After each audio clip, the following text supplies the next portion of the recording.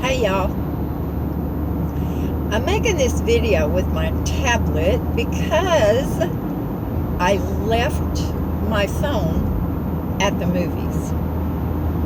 Now I was turning it off and I'm right-handed, so I thought that I was dropping it into my purse. Well, my purse was on the left-hand side of my seat. Now, first of all, I'm going to say that, one, I'm going to the chiropractor's. Two, it's cooled off, and Miss Hazel is with me all the time now, and she is loving it. Now, I'm behind this huge, we're talking huge, taller than a city bus, Mercedes Gizmo. I guess it's a van. Mary Jo's son has a big Mercedes van. Now, he's got 5 kids, y'all. He needs something big when he takes his family on vacation. So anyway, that's not what this is about. You know, I get so distracted. Anyway, I'm going to try to stay on topic. I'm going to talk a little bit more about my 4th husband. I'm not going to get too awful detailed. I'm going to cite some examples. He is, even though he's overseas and he's not in the area, and he doesn't know I have a YouTube channel, I would never want to, hurt him or bother him in any way. So, here goes. I told y'all he had proposed to me. Well, I turned him down, y'all. I'd been married 3 times already, and I was not successful, as you know. Pull on in, sweetie, I'll let you in. So I turned him down. It was hard because I really cared about him. I never really thought about being in love with him. He was such a part of our lives after 3 years. He was part of our family. So I turned him down. Well, he had gotten orders to come out here to California. He waited a couple of weeks, and he asked me again. I turned him down again. And he was so hurt. And things were very awkward between us during that 2 weeks, as you can imagine. He said, Deb, I'm not going to ask you again. Well, I started really thinking about it, and I was so scared. I was so scared. But I started realizing how much I truly cared for him. And my roommate and I, of course, talked about it. She said, Deb, you had to have known how much he cared about you. Look at everything that he's done for you. Everything he's done for your son. I said, I know, but I never thought, we never made Google eyes at each other. We never held hands. There was none of that. She said, well, myself and some of your friends saw it coming. And we did try to tell you, but you weren't having it. So anyway, when I came face to face with the fact that he was moving all the way from Arkansas to California,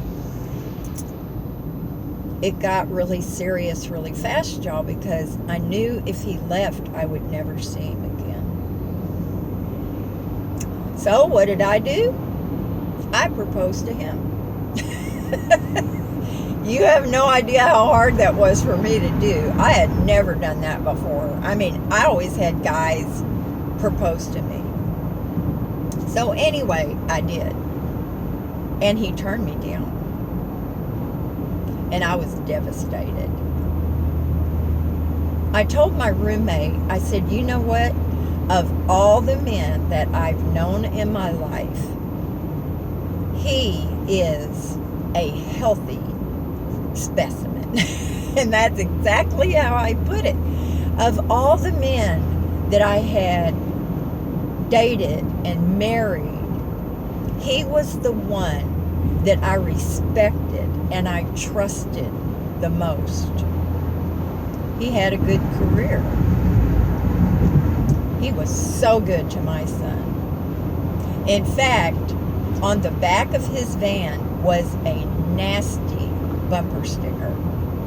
And one day we were working out in my yard, and I called him over and I said, hey, have you thought about how you're going to explain this to my son? Because he will notice it and he will ask you about it. His face got red. And the next time I saw him, that bumper sticker was gone. So I'm telling y'all, he was the most wonderful, put together guy, really, that I had ever known. So, what did I do? I begged him. I said, I'm sorry. I'm just scared to death. Well, anyway, I've drugged that out long enough. We got married. We had the sweetest little church wedding, a church that I had been going to. And I told him before we got married, I said, you know, I was raised by alcoholic parents. I don't have a tolerance for that. And I want us to go to church as a family. My parents never went to church, and it's important. He said, okay. So we got married. Right after we got married, or pretty soon after we got married, he got stationed out here. And he got back to being a grunt, a soldier. He got promoted right away. And you know, when we were in Arkansas, he had an office job. About 7 people worked in that office, and he was going to college. When we came out here, he got back into the regular military. Being a grunt means you're gone a lot. There is tons and tons of training. There are very early mornings. I mean, he wanted to be at work at 4 a.m. Now, you didn't have to be there that early, but that's the way he was. He was a perfectionist. And there were late nights, and there were inspections, and he was responsible for a lot of men. Now, I was a good wife to him. Excellent, I might say. I took care of everything. He was never around. He was either unpacking from having been on a trip or a school or some kind of training, or he was packing to go. Well, he started changing almost immediately, y'all. I mean, he was not around.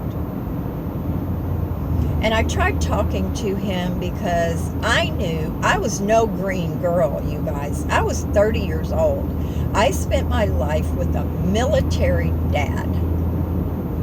I knew what the military life was like, and I didn't have a problem with that. I knew how it was going to be. My dad was gone a lot. But he was gone way more than he had to be. Every school that came up, it was like, take me, take me. He was all about his career. So now I'm going to tell you a couple of examples. The guys used to go on, well, I'll start with another one that was earlier. We were moving from an apartment up to San Onofre into base housing.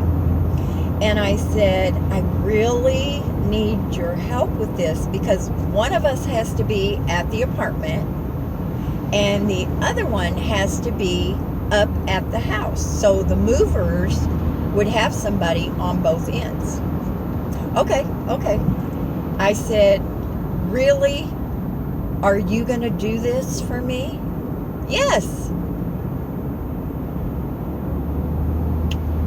Well, the movers came in the morning to the apartment, and that's where I was. He was going to meet the movers up at the other end of the base. So it took the better part of the day for the movers to pack everything up. The military moves you. They came in, they packed everything up, and by the time we were headed up that way, I had to stay back because I was cleaning the apartment. The movers got up there. Nobody was there. Well,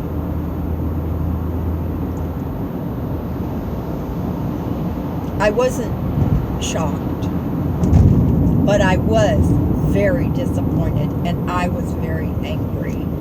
You know, when you get frustrated and disappointed, that really can lead to some anger. At least it did for me. He had let me down on several occasions. We never took long weekends. He could have. He just chose not to. It was like we were not important to him anymore. That hurt me. After 3 years of him being so attentive and so wonderful. Well, when the movers called me and said nobody was there, I got in my car and I raced up there. It's about a 30-minute trip. And I was happy that they waited for me. I tried calling him. He didn't answer. I called our best friend. He answered. He said, I'll be right there to help you. So we got there and he said, Deb, do you want me to go find him? I said, you know he's in a bar somewhere. You know he is. He said, I know. So we went and found him, drug him home. He was drunk. This had happened a few times. It was only every few months that this would happen. In the beginning, when he would not come home, he didn't call me and say, hey babe, I'm going to go have a couple of drinks with the guys. He didn't bother to do that. They called that being whipped. He didn't want to come off as being whipped. So he never called me. And in the beginning, you guys, I was terrified. I was afraid he'd gotten into a wreck. I didn't know what to think about him not coming home. I cooked every night that he was around.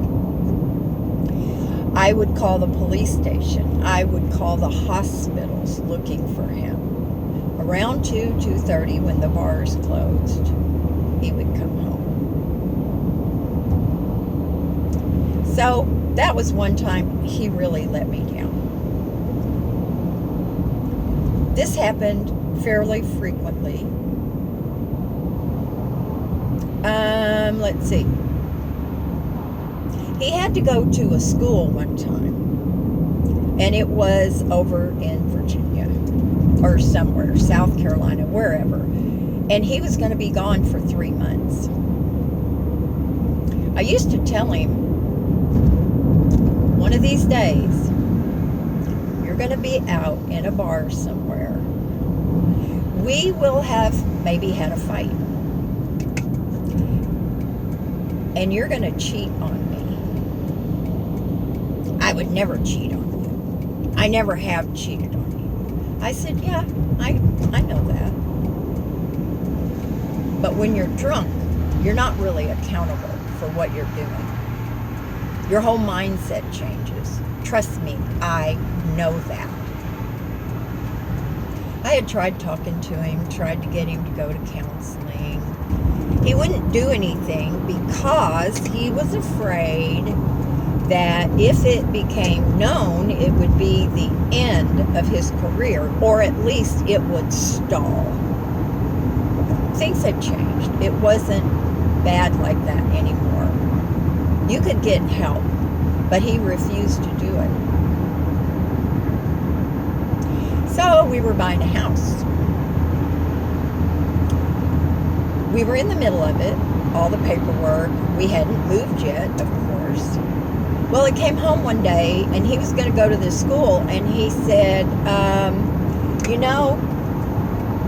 this colonel just got married, and they're going to the East Coast, and he needs somebody to drive their second vehicle. So I'm going to leave about 3 weeks early.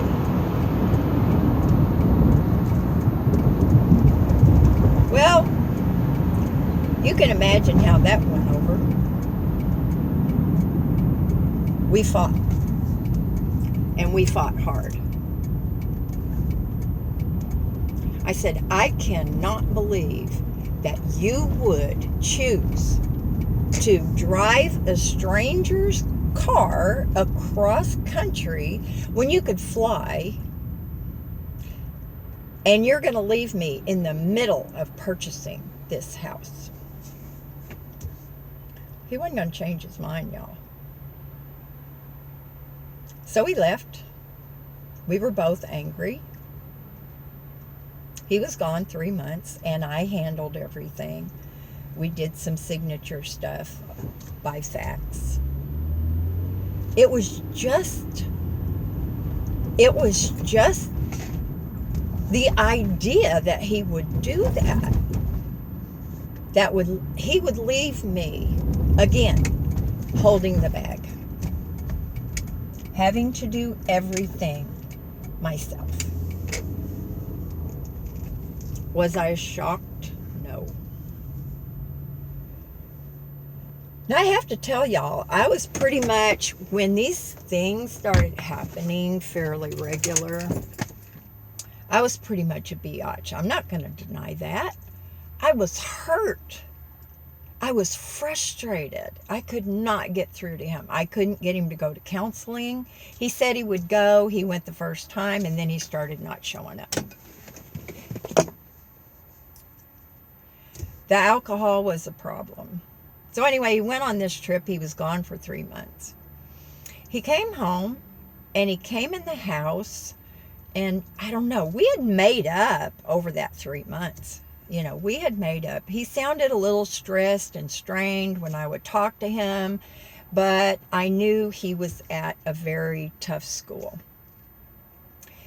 So, he came home and he put his briefcase on the table and he opened it up.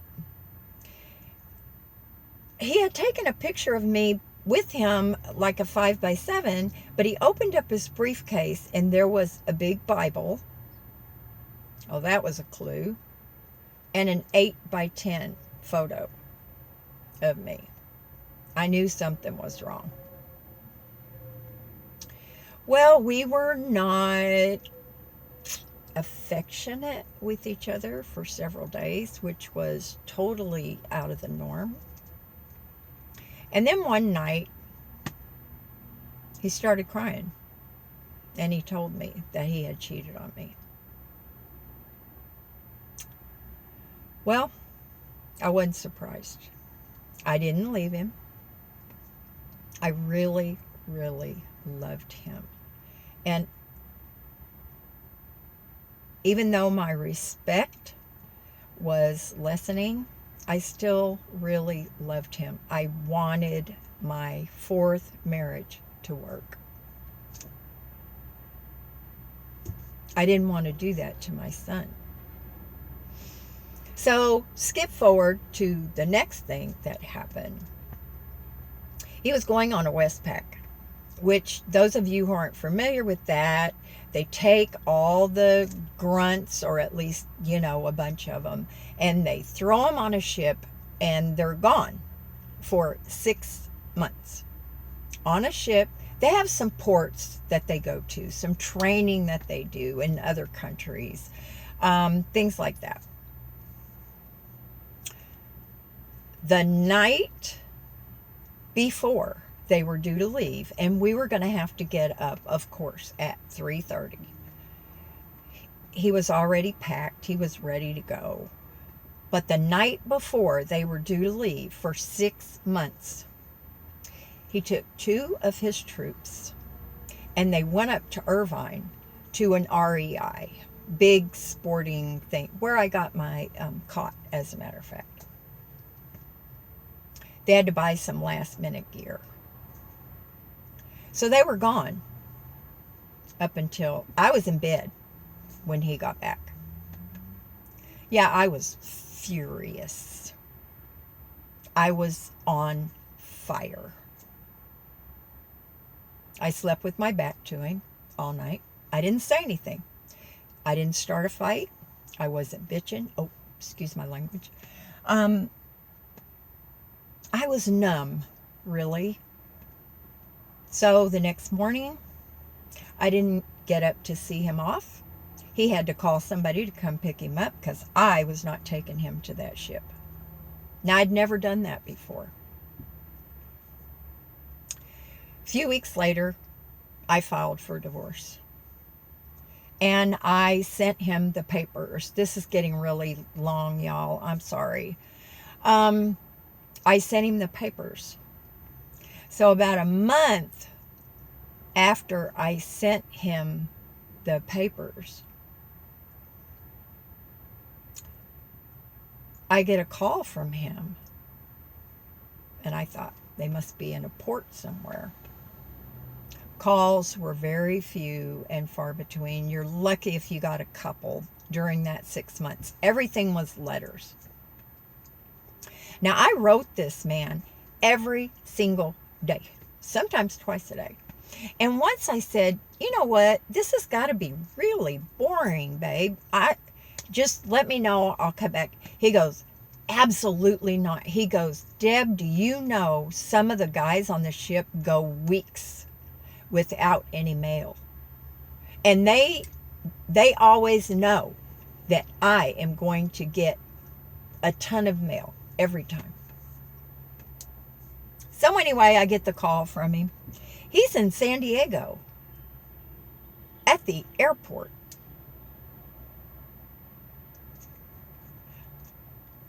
He said, come pick me up. So I went. Didn't talk on the way back home. When we got home, I said, how is it that you are out on a ship thousands of miles away from home and they flew you back stateside? He said, well, I had some pull. It's funny now, y'all. It still hurts me. It still breaks my heart. This is a man who would not take a 96, a long weekend, to go camping or do anything with his family.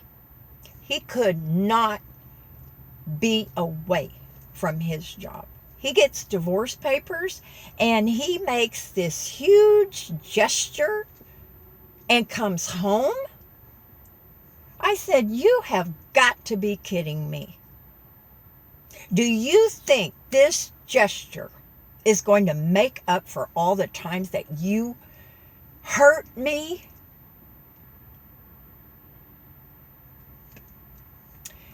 He only had 2 weeks, and he spent it on his knees, crying and begging me not to divorce him. So, y'all, like the dumb A I was, I agreed. He made me tear up the divorce papers. Didn't make me, but by then I had agreed and I tore them up. So he had to go back. Y'all, I have no idea to this day how that man had so much pull that his CO contacted whoever and they agreed to let him come home. Now, one of the reasons is because of what was in his jacket, his employment record. He was an ace Marine. Ace. I've got to cut this off, y'all. I was being eaten alive by this treatment. And because I loved him so much. But anyway, this has really been a downer. But let me say, we stay in contact. No more obituaries for me, y'all. So we stay in contact, and if I really, really needed him for something, I think that he would be there for me. And I know that I would be there for him no matter what. So that's it for this one, y'all. I guess I'm going to have a third part. But I love you. Thank you so much for being part of this community. And if I'm slow to make videos, I'm struggling with a big, big decision that I need to make. And so, y'all, I'm going to see the chiropractor. That'll be my fun thing to do today. Let me see if I can. Can y'all see? Hey, Hazel. Hey, baby. Yeah, she's just turning her eyes at me. So anyway, do something fun today, y'all. I love you, and I will talk to you later. Bye now.